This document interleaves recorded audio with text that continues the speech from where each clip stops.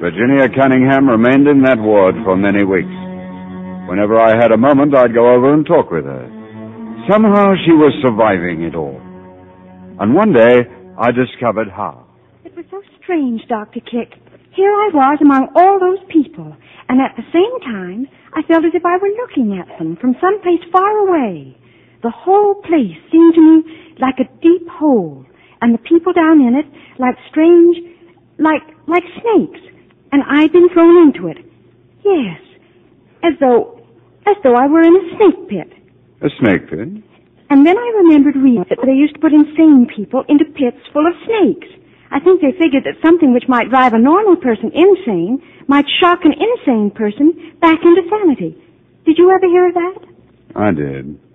Well, it was just as though they'd thrown me into a snake pit, and I was shocked into thinking that maybe I wasn't as sick as the others. But I really might get well. You are getting well. But why am I getting well? Is it because I'm supposed to know why I got sick? Do you know? Well, I know what you think. It's because of what happened to me years ago.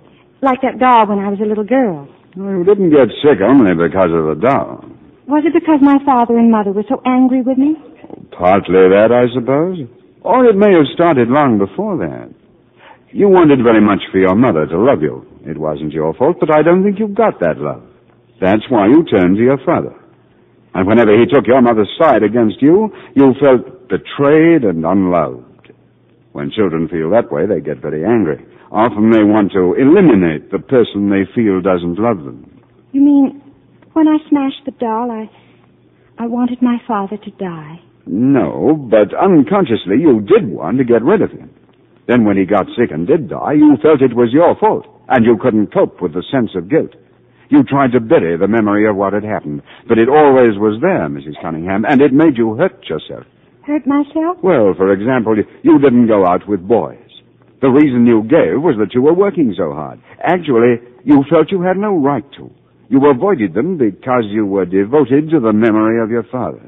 But I did go out with Gordon. Gordon, yes. That was rather like trying to bring your father back, wasn't it? Gordon was a lot like your father. Sometimes I felt just like a child with Gordon.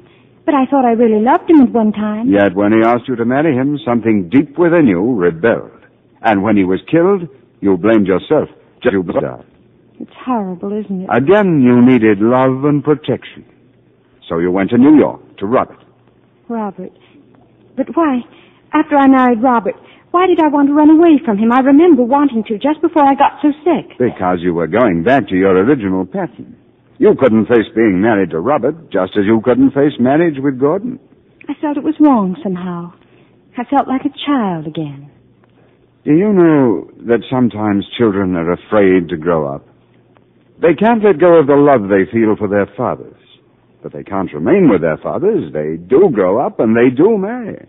Because they learn that husbands and fathers can't be the same thing. What did you say? I said that husbands and fathers can't be the same thing. Now, can they? No, they can't.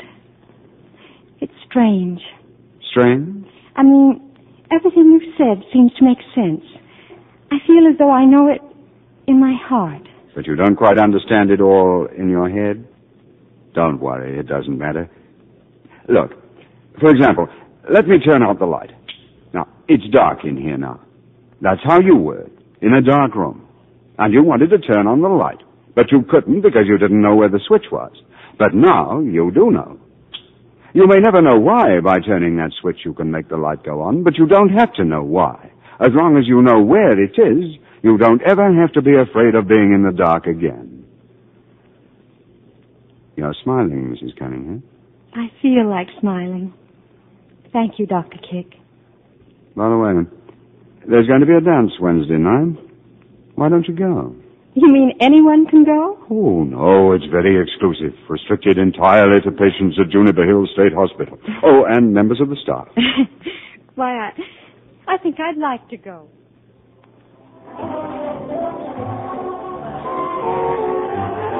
Hey, Virginia! Oh, hello, Ruth. I want a cigarette. Got one? Here.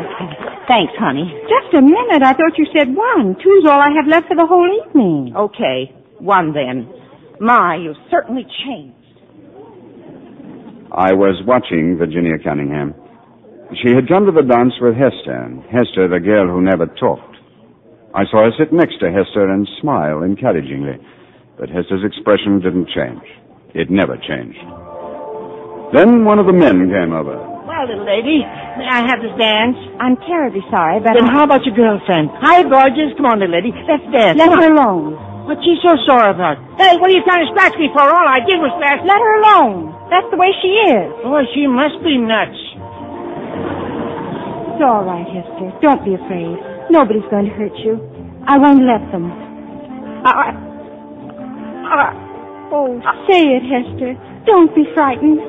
Oh, Hester, when I first came to the hospital, I was just like you. I guess I'd still be the same way if it hadn't been for someone who kept talking to me and made me feel I wasn't all alone. Having a good time, Mrs. Cunningham? Oh, yes, Dr. Kick. Now, look, girlie, I got it all figured out, see? I'm sorry, but I promised this dance to somebody else. To him? Okay, but you'll be sorry. Well, what are you waiting for? Go on, dance with him. Dr. Kick, I'd be delighted. I'll be right back, Hester. I hate to be a nuisance, but could we stay close to Hester? Of course. They tell me you're the first one Hester's ever let come near her. I don't know why. Maybe it's just that sometimes a sick animal knows better how another sick animal should be treated. You know, Doctor, it isn't fair.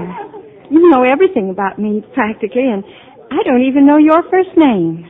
It's Mark. Mark. Yeah. Just to the hospital. We get along very nicely. Any family? Brothers? Sisters? Now, look, you may be getting well, but you're not well enough to question your doctor. Can we sit here? Then I can watch Hester. Oh, that's fine. You know, I think I am getting better. For one thing, time doesn't pass as fast as it used to.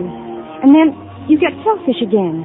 I mean, if you have 3 cigarettes, you don't give away 2 as you used to. Yes, some selfishness is a good sign of sanity. And there's another thing. Oh, what is it?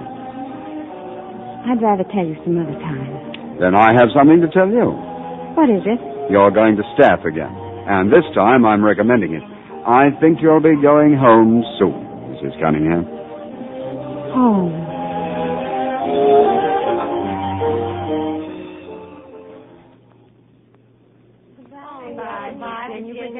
So you're going home, Virginia.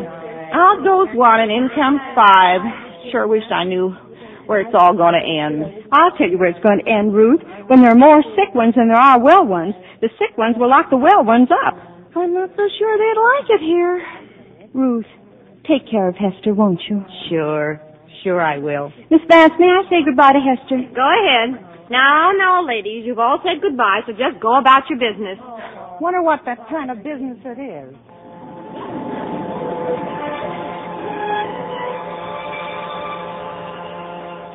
And I'll come back to see you, Hester.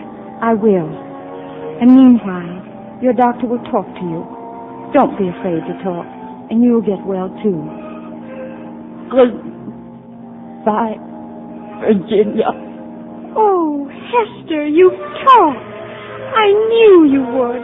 You're going to get well now. I know you will. Goodbye, Hester. I'm waiting for you, Mrs. Cunningham, so I'll say goodbye now. Dr. Kick, will you come and see us sometime? Robert and me? Well, yes, of course. You know you never will. But if ever you feel you want to talk to me, you know where you can find me. Goodbye, and good luck. Dr. Kick, remember at the dance, I was going to tell you another reason for knowing I was getting well? Yes? It's that I'm not in love with you anymore. You never really were, Virginia.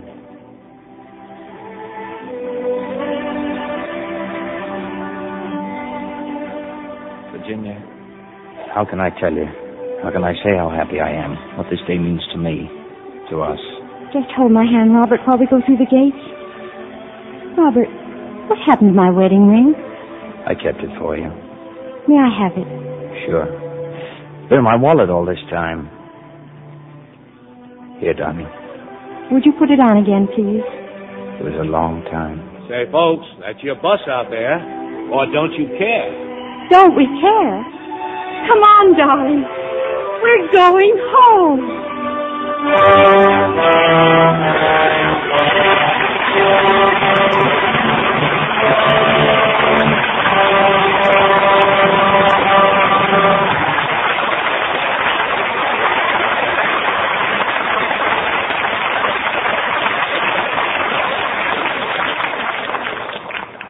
Now, here's Mr. Keeley with our stars. Now, here are tonight's stars, taking a curtain call for one of the most wonderful performances we've ever been privileged to hear. Olivia de Havilland, Mark Stevens, and Leo Gent.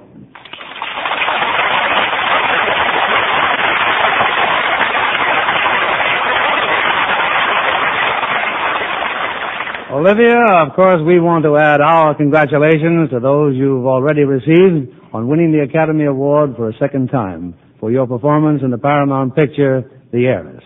Thank you, Bill. The part was a great challenge, and everyone has been very kind. And then, just yesterday, it was announced that you received the annual award of the Women's National Press Club as the outstanding woman in the theatrical field, an award to be presented to you in Washington next Saturday by the President of the United States. Naturally, Bill.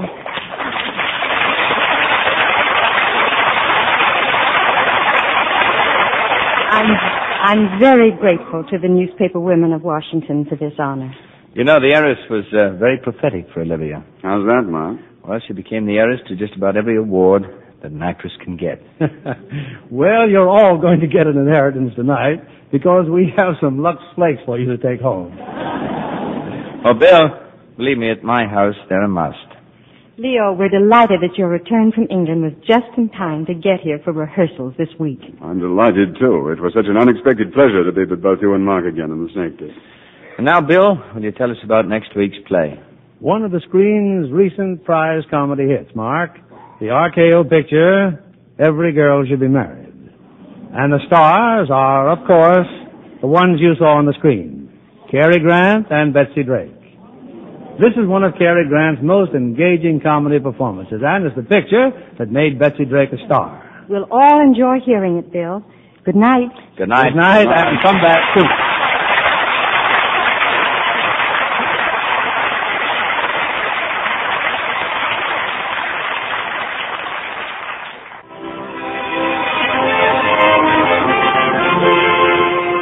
Lever Brothers Company, the makers of Lux Flakes, join me in Spain next Monday evening when the Lux Radio Theater presents Cary Grant and Betsy Drake in Every Girl Should Be Married.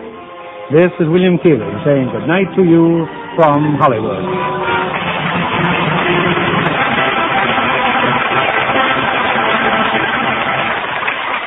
Mark Stevens appeared through the courtesy of 20th Century Fox, producers of The Big Lift, starring Montgomery Clift and Paul Douglas.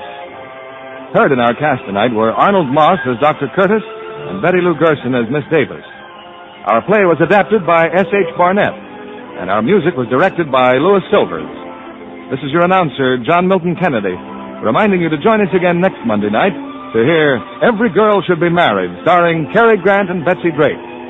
Stay tuned for My Friend Irma, which follows over these same stations. This is CBS, the Columbia Broadcasting System.